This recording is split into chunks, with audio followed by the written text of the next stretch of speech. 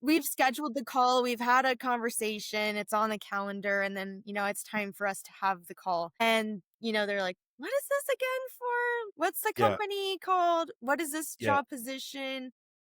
And it immediately I know you didn't plan ahead. So that's a box I'm ticking when the client wants somebody who plans ahead. We're immediately off to a not great start. Well, Jelaine, welcome to now hiring salespeople that we just threw together at the last minute to say, hey, can we make this work? And we've been 100% joined by people who are recruiters who've reached out to us and said, hey, I want to help salespeople too. I got a heart for this. I think one of the things I saw on your LinkedIn posts and some other things was just you talking about filling your cup. This is what fills my cup is serving these people, and I thought it was awesome. And I've sent you a bunch of resumes, and I really appreciate all that you've done in responding to this mass layoff that we had, that this other company had to kind of put a whole bunch of salespeople out in the field. So do me a favor, introduce yourself, tell us where you are, where you work, and why you do it. Yeah. So I'm Jalane Stineman. I currently work for Forward Talent, where I am talent acquisition specialist. So we work with companies in various industries, mainly in facilities, services, manufacturing, really anybody that's looking for salespeople. And also insurance is big clientele of ours. So we focus on hiring for those companies, but at the same time helping those candidates get their foot in the door. So we're kind Yeah. of the bridge between the two people, and then also just focusing on finding the right fit that's a long-term fit at the company so that they aren't looking to rehire in 6 months. Nobody wants to pay for that or spend time for that, and also the candidate does not want to go through another process of interviewing again. So we're Yeah. trying to help both parties, and we're kind of the middleman there. So that's our main goal, is not only helping the client, but also helping the candidate. Yeah, it is. We don't think about that enough. I was talking to somebody else, and it's like when we talk about in sales, we talk about product market fit all the time, but we never really talk about employee job fit. It's like sales is too big of an umbrella. It's like they're the car sales. That's a small piece of the umbrella we don't like to talk about. And then we have all these other sales folks, right? And they do different things, though it's called sales. And that job fit's so important. And I think that's one of the things that, when I talk to recruiters, I rely on so much because we've got to get that. I got to make sure it's the right fit for them. I don't want to let a company hiring me and doing all this stuff. But also for me, it's like, oh, this isn't what I wanted, or oh, this is exactly what I wanted. And I Yes. don't think if you have that experience, you don't understand it, right? And that's kind of the hard part. Yeah. So the way I'd like to break this up is kind of just go through like inbound, outbound, and how you do what you do, what that looks like from your side. What do you look for in people? So, when it comes to evaluating resumes, what makes someone stick out to someone like you? Yeah, when we're putting it in terms of salespeople, I would say numbers and achievements. So we Mm, know that you can basically do the job. We kind of have a general understanding of what your previous position is and what this position that you could be going into is. So past that point, we would be looking for why this company would want to hire you, and were you good at that last position, and will you be good at the position we put you in? So that can kind of help be determined before a phone screen on a resume through numbers and achievements. President's Club, for example, that should be on a resume. All of those things, awards, metrics, that goes a long way. So that's the first thing that we're seeing. that's something that just sticks out to you guys. Hey, I'm 120% the quota. I did this. I did this. Is it okay to frame that stuff like, okay, if you might have had a bad first and second, or the way the system works, you got onboarded late and then you got behind quota, but you killed Q3. Is it okay to be that specific in, hey, I was 130% to quota in Q3? Does it help to explain any of that? Because some people I've seen like onboarded late, but their quota still for the year. So, they're measured, it's like kind of a poor measurement from how they're where they are really to where they show. Yeah. Is it okay to be that specific with like Q3 killed it, Q4 killed it? Like, does that kind of allude to a story, or is that too blurry? I would almost not get that detailed in the resume portion if you want to explain that to kind of show how you climbed yourself out of a hole. That would be a great opportunity to present that in a phone screen. But if you even want to present that before, then that would be a good place to include it in a cover letter. So the cover letter is more so for those explanations, kind of presenting yourself in a more detailed way. Whereas Yeah. the resume, these resumes are going to be seen by the recruiter, but also the extended hiring team past the point of talking to the recruiter. And those people kind of just want the facts since everything else before that has kind of been vetted. So just trying to keep it simple so that when it's presented in front of the team, that's the main thing that they're looking for, past the point of knowing you can generally do this position. I'm glad you brought up cover letter because I always hear different pieces back and forth there on whether it's good, whether it's no good. As a hiring manager, I'm not often taken back by, oh, what a great cover letter. And it's like, let me look at the resume, right? And so I like how you phrase that because some things that are in the resume can be explained by the cover letter. I don't think a lot of people do that.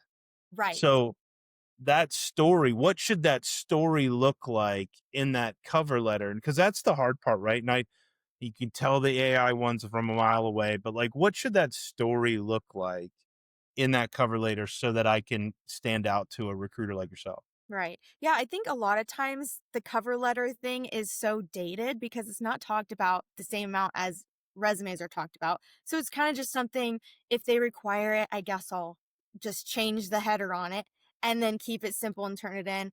But at that point, a recruiter doesn't really want to read the same thing from every candidate just because they feel like it's required.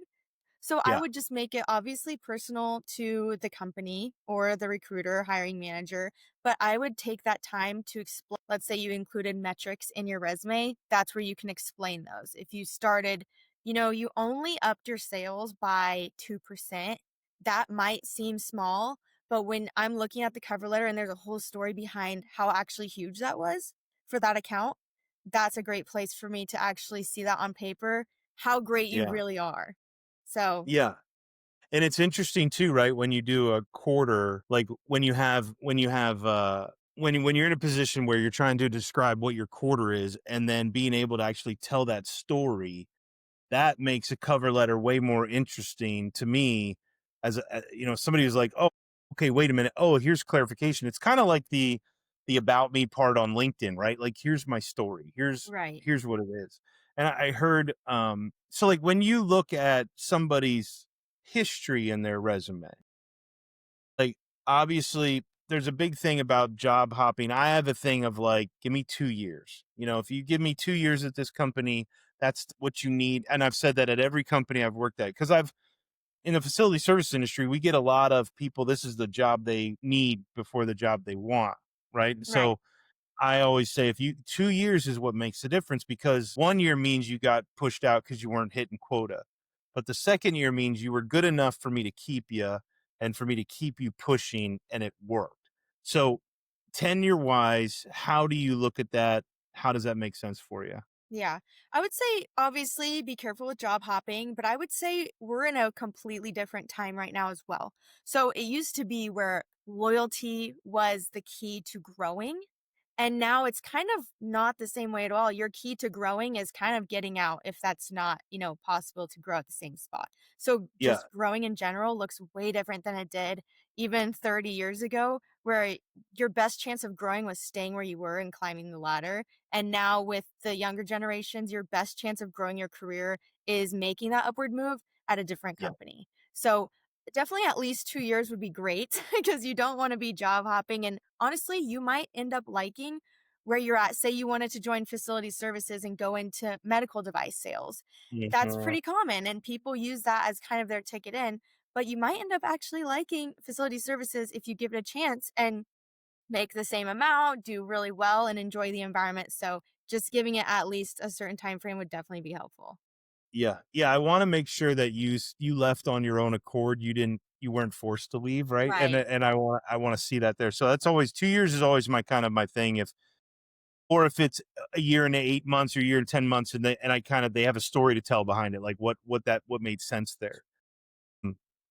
But yeah, that so many of them, I always said 2 years is going to be your inflection point because once you get to, you might realize you can make enough money here, you might not need to go anywhere else. That you see that kind of success, you might get comfortable, but oftentimes a lot of those places I think where loyalty goes to die is when I can increase my base salary by $40,000 and of course I'm going. And if my current employer is only willing to go up 5, well, then I didn't make that decision. You did, so it Yeah.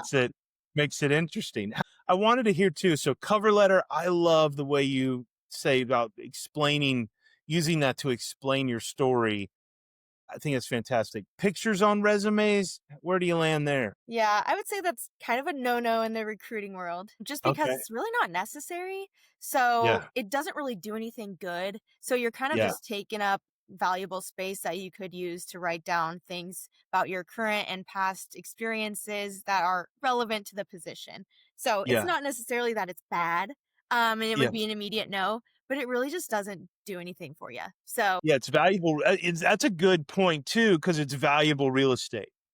Like yes, that's a wise thing because I mean I've seen the all of them, right? Like the this is me and my wife and my dog, and it's like, what are we doing? Like it's like there's such an attachment. I'm like, there's no emotional attachment yet. Like, but right, and on the other hand, it's like at least at least they think enough of themselves to put a picture on because you know, this isn't going on a resume, right? Like I'm not putting this on a resume, so it's like I'm trying to scare anybody to like not hire me. So it's like right, let me show you how talented I am. We'll go from there. But yeah. the real estate piece, I think that's such an amazing point. That's awesome. Let's talk about when you're evaluating that. That to me is like when your resumes are coming to you.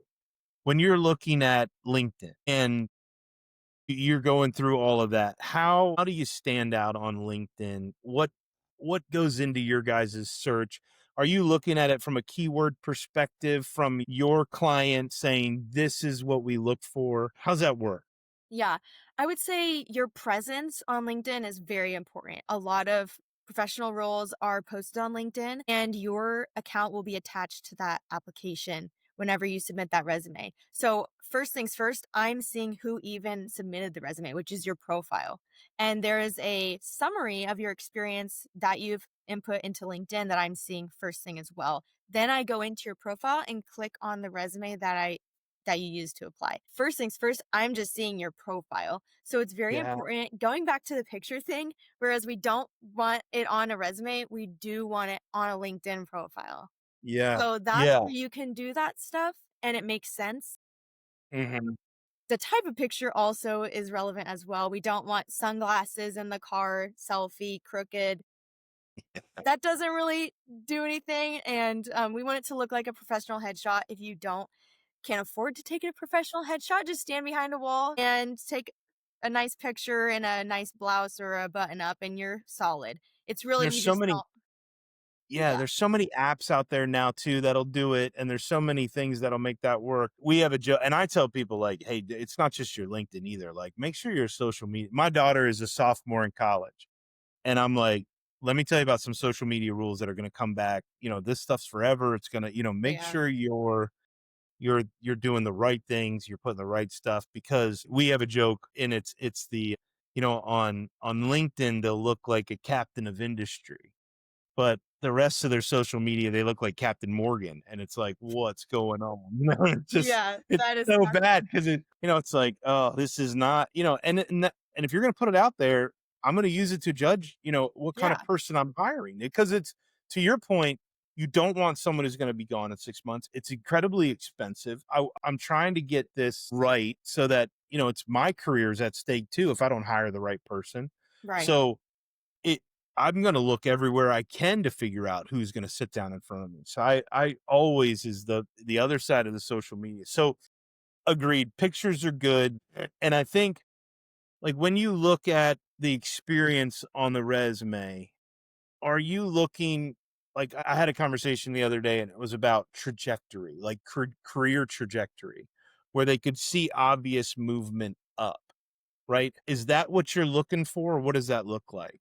Yeah, I would say it depends on the position. Really, with any position, that's obviously going to look great. If you Yeah, are coming from a position and looking to make an upward move to sales manager, sales director, that's definitely key because you've already proven yourself that you've taken on more responsibilities and you did yeah, well at taking on those extra responsibilities and you proved yeah. yourself. So then you were promoted to that position. So that in itself kind of proves what you would be trying to prove to us, which is I can do this job. I can prove myself and accomplish these things with the pressure or whatever may be on your plate. that is shown, so that's great to see, but Yeah. especially in sales because it's a cutthroat place to be. So if you can prove yourself by promoting yourself upwards, a lot of the times you're a salesperson, you might have to take the initiative to get that promotion yourself as well and ask for extra work or hit extra metrics. So I would say that's definitely important and that's something I see almost immediately. So another important thing would be properly laying that out on a resume so that I can clearly see that upward move at the same company. Sometimes it can get a little messy on a resume, all that moving. So we want to make sure that it's clear that it was a upward stacking move. Yeah. So that's a good point. And that makes me wonder, not all of us hit quota all the time. You know Uh-huh. what I mean? Like that happens, right? Like it's the worst. Yeah. And but it happens. Like, and sometimes life just needs reset in one way or another. What's a good way to explain that? I mean, it's when we talk about this mass layoff, that's kind of easier to explain. Like, hey, it was in the news, 90% of us got cut. But when life resets or career resets, you do that 6 month job and it just stinks and you didn't want to be there and they didn't want you there and it just none of it worked. And we won't blame the recruiters. It, how do you paint that in a light that's like, is that when you go over, you like, hey, lesson learned, or how should we do that? Yeah. I would say this is more of a in-person video phone screen type of situation instead of just laying out on your resume, yeah, this didn't work out, but maybe like we discussed, the cover letter could be a great opportunity to maybe explain Yeah, yourself in that area, but then you don't yeah, want to get, too heavy on the explaining and then the whole cover letter is, your life story. But, yeah, I would say this is a great opportunity to prove yourself through the phone screens and the interviews because that is the point to where we've seen the numbers. You could probably do this position, that's why we're talking to you, but when we are having conversations, that's where you show the characteristics of a salesperson. And what we'd be looking for is, of course, people don't always have a great month or a great quarter, but being able to keep yourself afloat during those situations and bouncing right back if we get really negative and we're taking too far of a dip and things aren't working out and hanging our heads, it's actually going to make it a lot harder to do better the next month because we're having to climb up out of a deeper hole. Just stay positive, use the extra motivation to make extra calls, and the next month might be better. So I would say that this is a great opportunity to express those situations. Maybe you've had one before. I would definitely use it to kind of say, I have the grit, I have the motivation. Life happens, stuff doesn't work out, whether it's, on you or it was the company product, whatever may have caused that. yeah. Definitely use that as an example to explain. And that's what really companies are looking for. We have the numbers all day. We have dozens of resumes, but with salespeople specifically, we're looking for certain characteristics, and that would be one of them. I think in opportunities like that, I'm looking for ownership, authenticity. Like, tell me, okay, you're a real person. It's like I get it. I've not hit quota. It's like I understand what that's like. Like, own it. If you can own that, and it's like what I'll tell you. The one thing I look for as a hiring manager, one of the things that I look for is that locus of control. Are you blaming everyone else but you, or are you owning it? And if you own it, then I'll know you'll die trying to fix it, right? And that's Right. where it's like, that to me is like, and then being authentic about it. Yeah, this happened. My mother did this, but here's 2 other years where I was 100% to quota, or I was 98% to quota. Every part of it was 120%. It gives me that assurance of, oh, this year was a blip, or this job was a blip. I've seen that before. Now I'm gonna use that as like, is this your chip on your shoulder to prove this wrong? But it's all about, it's weird because I've had so many people sit in there and just tell me everyone else's fault. And I'm like, just tell me it's your fault. Please, like, own all of it. Like, even if it isn't your fault, hey, I wasn't able to show up. And if you do that in a seat, I forget all the rest because now I know you're not going to blame the rest of my people or my service teams or this or that. You're going to own this 100%. I like people who get back up after being knocked down. Yeah, absolutely. Yeah. Yeah. And to bounce off of that, that kind of goes into your why. Why are you a salesperson? It's not for everybody.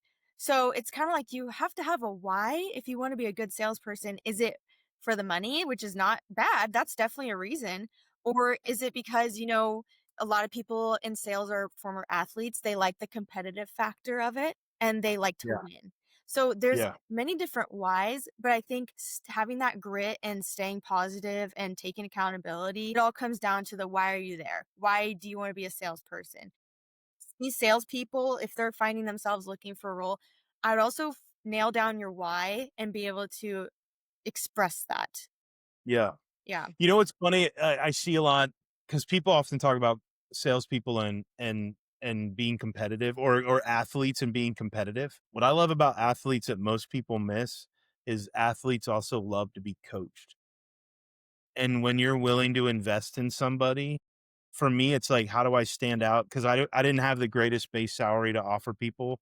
So it's like, how do I stand out? Well, if I'm willing to invest and coach, athletes would cling to that. Like oh yeah, you're going to help me get better. That's what I want. So I think we all see that competitiveness and we all see people's drive, but that willingness and desire to be coached and learn.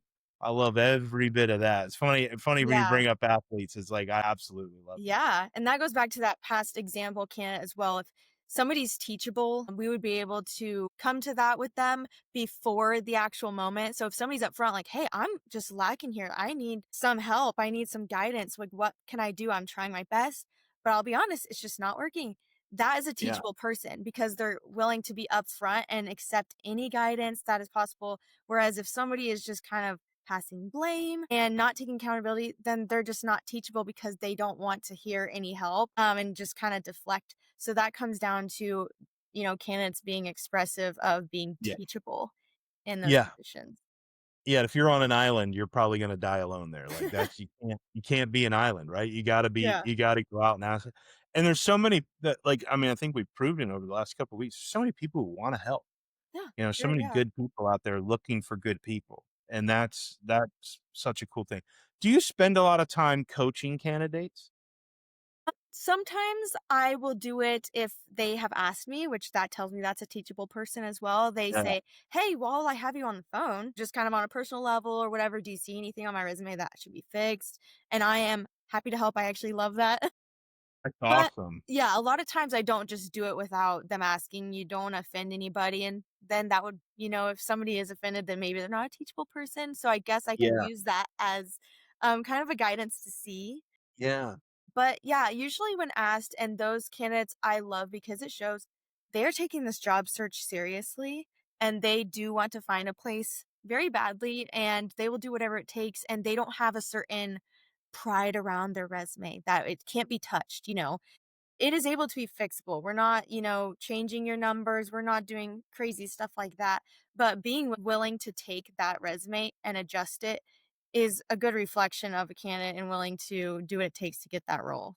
Yeah, I like how you put that too because it's also a good indicator from a salesperson's perspective of, if you're willing to help me, you also want to fill this role, right? So it's like, I like that as kind of a litmus test for, hey, I really am interested in winning this. It's like we're all competitive. Right. I want the job offer. I want to win.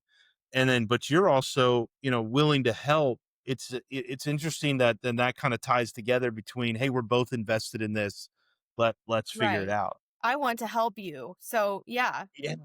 help Yeah, me you help wanna get you. a place, you wanna get it, the hard part for you guys, recruiters wise, the hard part for you is, first of all, we never know what we want until we know what we don't, we just know what we don't want, right? Like, that's always, as somebody who's like, "Hey, if I'm working with a recruiter to hire a role," then it's like, "I can tell you what I don't want." And it's like, I'm sure I'm super helpful, right? So it's Right. just like, it's hard to get that right fit, because I've seen different salespeople with completely different backgrounds be great, and I would have never guessed. And so it's your job is incredibly hard, but seeing people who are you're willing to help and they're willing to get help tells me a lot. Now, when you talk to the company that you're recruiting for, how do you lay out a candidate? What's that look like of like, hey, I found this person on LinkedIn. They're interested in interviewing. I've had a 10-minute call with them, and I've also had a,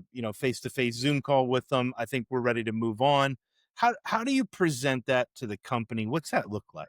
Yeah. So we basically just present their resume and then some other notes from our conversation, probably Hmm. trying to stay relevant to things that the client has asked that they would like to see. So, does Yeah, this person hit all those? If they don't, then they might not be sent to the client. But if they do, then that would be the time to explain why they do. I get. So that's why the phone screens are so important for candidates. Like, now is the time to go over this stuff and Yeah, explain that so I can present it well to the client yeah, because yeah, they haven't spoken to you yet. So, yeah, you got your foot in the door with the recruiter, but now we have to present to the client. So that's a whole different ball game as well because they have their own team. yeah. So if we're on that call, how many questions should I be asking you about what they're looking for? I would say at least 3. 3 to 5 is good. You don't wanna keep the recruiter there all day. I Yeah, would yeah, definitely say all day, but not everyone's the same. yeah. So I would say having at least 3 questions is ideal. If you're on a phone screen with, a recruiter and the recruiter asks you, "Do you have any questions?" and you say, "No, I don't think so." You may have done the research to warrant that, and you may have, like, basically everything you need to know, but there's always a question you can ask.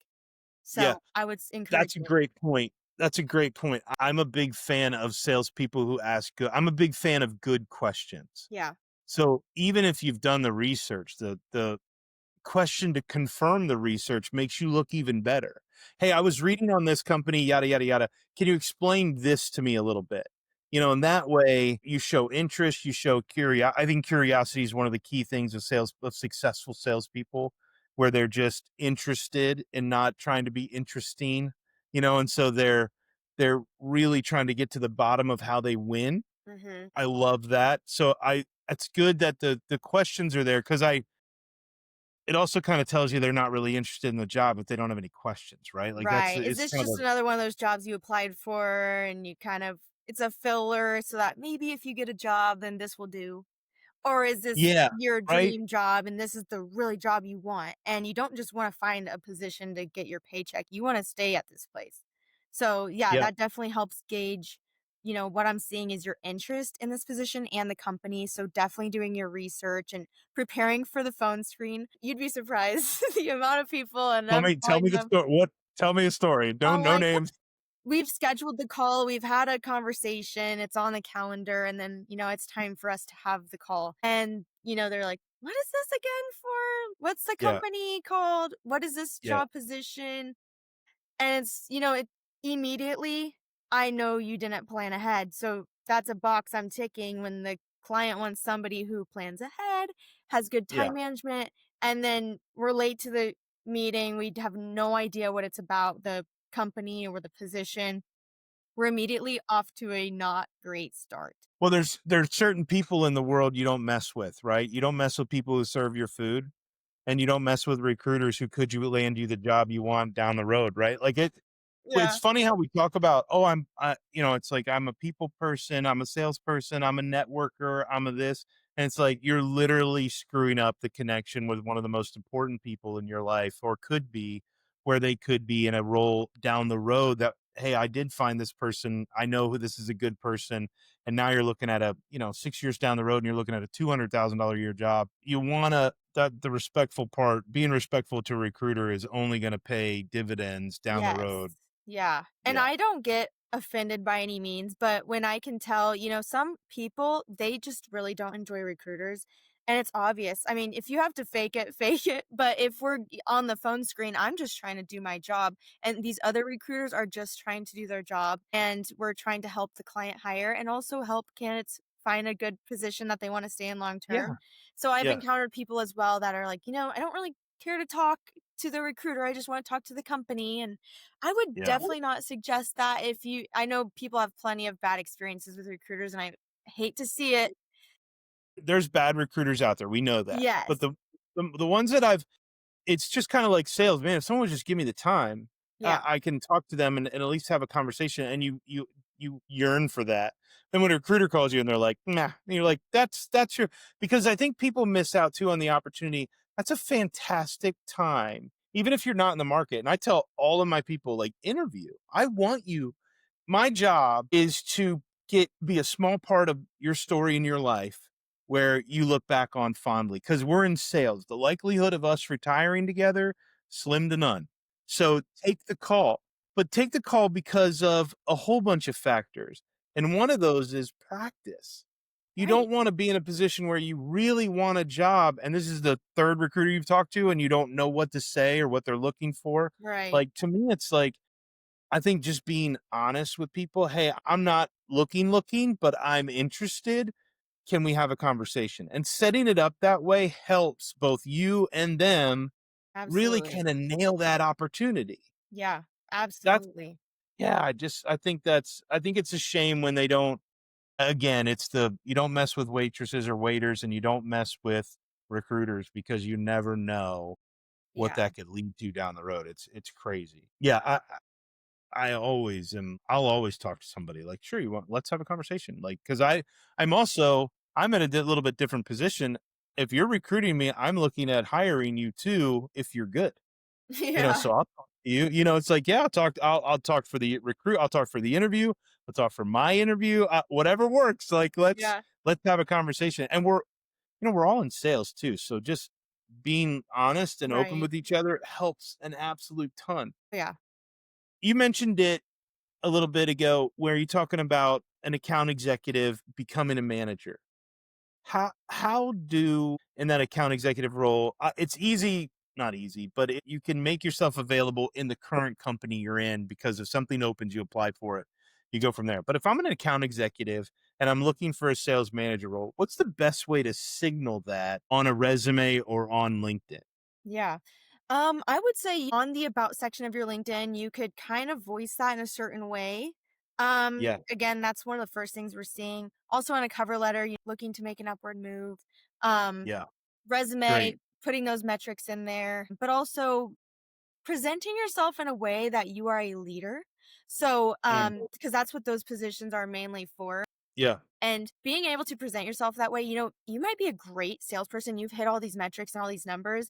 And it's like in basketball, you might be a really great star player. That doesn't mean you can coach the game. yep, 100%. So, Yeah, yeah, you have to kind of present yourself in that way that actually I have done really well in this position, but I can also lead other people and be a mentor to those people under me for that yeah, position I'm leaving. So, having to have a passion for leadership. Some people might be great at sales and they think, okay, the obvious next move is being a manager. And they think that's the obvious next move, but it's really, you can stay in sales and make more money, achieve great things. yeah. You have to have the leadership factor. Yeah, yeah, Yeah. sometimes you don't wanna be in charge of the whole circus, right? Sometimes Right. you wanna be in charge of yourself, and I was just talking to Right. a president of a company, and he goes, "Man, what I wouldn't give some days for just my own territory to just go out and do it." Like, Right. you know, you spend your whole career wishing you were in the room for the meeting, and then you get in the meeting, you're like, "I don't wanna be in here." So It's not it's for tough, everybody. right? Yeah. Yeah, it's 100%, and Yeah. so I think too, like what helps is any kind of like leadership certification with down there, like any kind of thing that they could just show, okay, Yeah. I've got this leadership, I've got this, or I train these other I help onboard new Definitely. salespeople.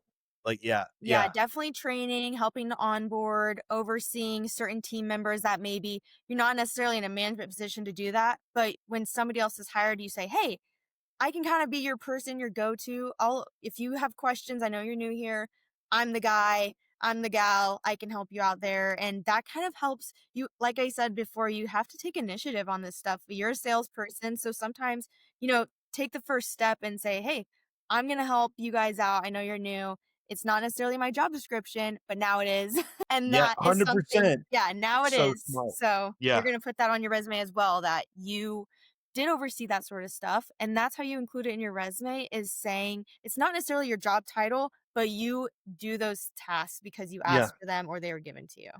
So um what I did with my sales reps in order to get them ready to be sales managers, because a lot of them wanted to be sales managers, Right. and what I would do is I'd say, "Hey, listen, what we're gonna do is I call this giving you opportunity without any responsibility. In other words, it falls on me, but you're gonna get the opportunity." Now, did I do it a little selfishly because I didn't wanna run the phone block and they wanted to get management experience. So I said, "You're in charge of phone blocks and you're in charge of doing this." Yeah. Of course I did. But it was, if a sales rep would have came up to me and said, "Hey, I want to be a manager.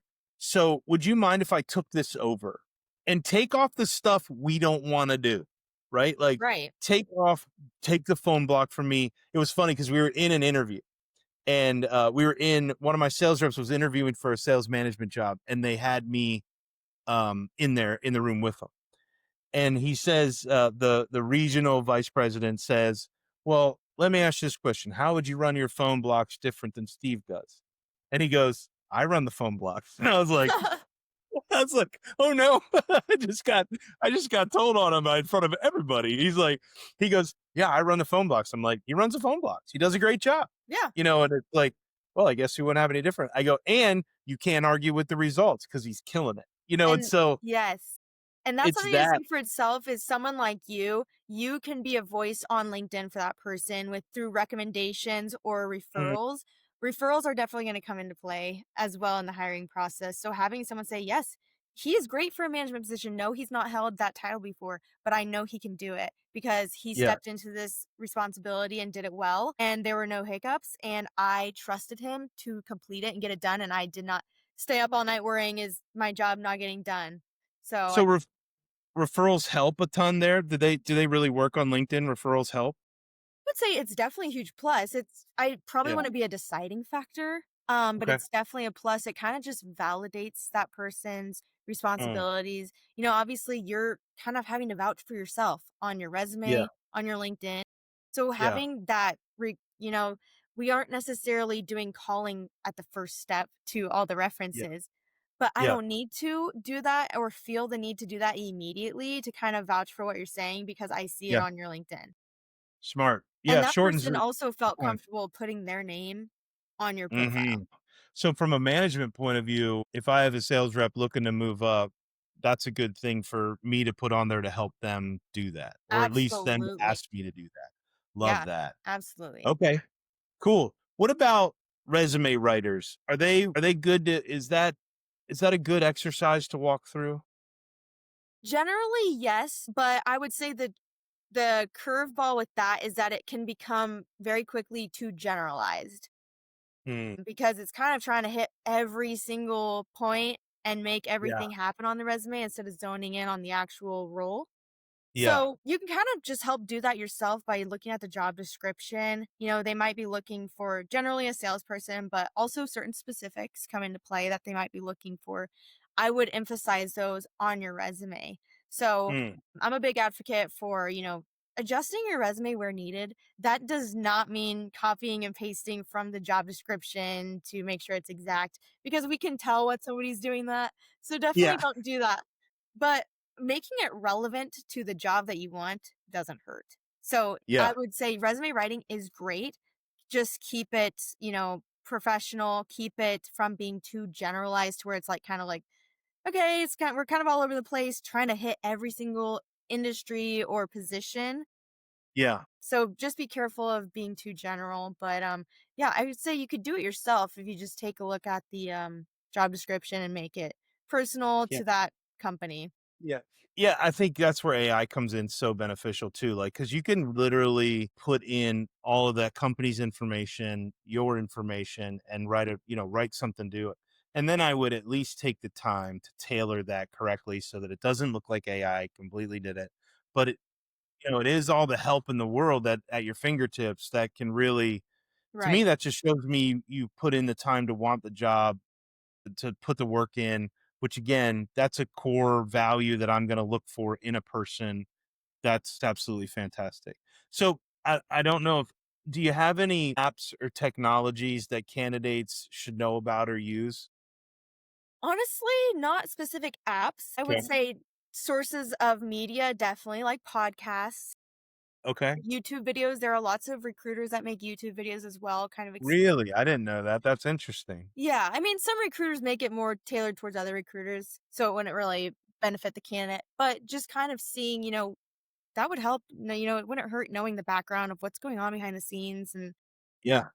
taking that That's into huge. account when interviewing and stuff like that. But podcasts like this definitely helpful. Just Yeah. be a sponge, especially as a salesperson. Just soak in all the information you can, and that could only take you greater places. So, yeah, definitely media, I would say. Yeah. Tell me, okay, one couple last questions here as we wind down, but like ghost jobs. What's up with ghost jobs? Yeah, I've been hearing about that. I take no part in that, of course. I don't Yeah, well, really yeah. know. I think it's just something, a lack of organization, maybe. And they're Yeah. maybe Weird. thinking, yeah, we want to hire, but it's maybe not in the budget right now, but we know we want to. So we're going to try to find people right now. And then it Yeah. ends up being months down the line. And then things are always changing at the drop of a hat with companies, which of course, but then that kind of erases all the progress when it wasn't really anything solid to begin with. So companies themselves just obviously make sure what you have is solid before you present it to the market. Yeah. Um, and some 100%. people might just be collecting resumes and just kind Now of, yeah, I've done interviewing, not hiring, where I'm trying to build a bench. I know what's coming. As the manager, I've got all the reports in front of me of who's probably not gonna make it, yeah, and I wanna have someone there.